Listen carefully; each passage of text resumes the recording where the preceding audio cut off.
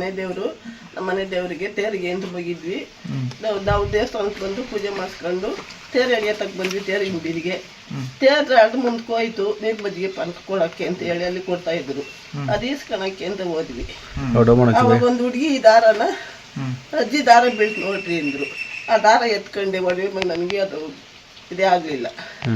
ಆಮೇಲೆ ಕುಡುಕೋಕೆ ಒಡವೆ ಇರಲಿಲ್ಲ. ಎಷ್ಟು ಗ್ರಾಮ್ ಇತ್ತು ಅಜ್ಜಿ? 50 ಗ್ರಾಮ್ ಸರ್. ಎಷ್ಟು ವರ್ಷದಿಂದ ತಗೊಂಡಿತ್ತು? ಆಗಲೇ 4-5 ವರ್ಷ ಆಯ್ತು. ಹೌದಾ? ಈಗ ಎಷ್ಟು ಬೆಲೆ ಬೀಳೋದು ಇವತ್ತಿನ ರೇಟ್ಗೆ? ಇವತ್ತಿನ ರೇಟ್ಗೊಂದು 5 ಲಕ್ಷ 6 ಲಕ್ಷ ಬೇಡ. ಕಂಪ್ಲೇಂಟ್ ಕೊಟ್ಟಿದ್ದೀರಾ? ಕೊಟ್ಟಿದ್ದೀವಿ ಸರ್. ಏನು ಹೇಳಿದ್ರು ಪೊಲೀಸ್ನವರು? ಹುಡ್ಕೋಣ ಪ್ರಯತ್ನ ಪಡ್ತೀವಿ, ಅದ್ರ ಕಮ್ಮಿ ಅಜ್ಜಿ ಧೈರ್ಯವಾಗಿರು ಅಂತ ಹೇಳ್ತಾರೆ. ಯಾರ್ಯಾರು ಹೋಗಿದ್ರಿ ನೀವು? ನಮ್ಮ ಮಗಳು, ನಾನು, ನಮ್ಮ ಮೊಮ್ಮಗ, ನಮ್ಮ ಬೇರೆ ಒಂದೆರಡು ಫ್ರೆಂಡ್ಗಳು, ನಮ್ಮ ಮೊಮ್ಮಗನ ಫ್ರೆಂಡು, ಒಂದು 5 ಜನ ಹೋಗಿದ್ವಿ. ಎಲ್ಲ ಒಟ್ಟಿಗೆ ಇದ್ರಾ? ಇಲ್ಲ, ಒಟ್ಟಿಗೆ ಇದ್ದೋ ಸ್ವಾಮಿ. ನಾವು ಒಟ್ಟಿಗಿದ್ದು, ನಾವು ನನ್ನ ಮಗಳು, ನನ್ನ ಮೊಮ್ಮಗ ಫ್ರೆಂಡ್ ಜೊತೆ ಹೋಗಿದ್ದ. ಅವ್ನು ಬೇರೆ ಕಡೆ ಇದ್ದ. ಆಮೇಲೆ ಫೋನ್ ಮಾಡಿ ಕರ್ಸ್ಕೊಂಡ ನಮ್ಮ ಮಗಳಿಗೆ.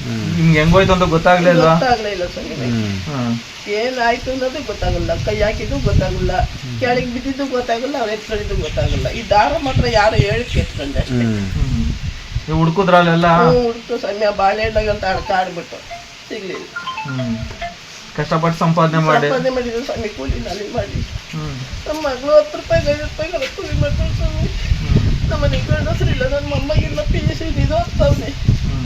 ನಂಗೆ ಚಿಕ್ಕ ವಯಸ್ಸಿಂದ ನಮ್ಮ ಮಗಳಿಗಲ್ಲ, ಇವಳು ಮೊಮ್ಮಗಳು. ನಮ್ಮ ಮನೆಗೆ ಮಗಳಿಗೂ ಇಲ್ಲ, ಯಜಮಾನರು ನನಗೂ ಇಲ್ಲ.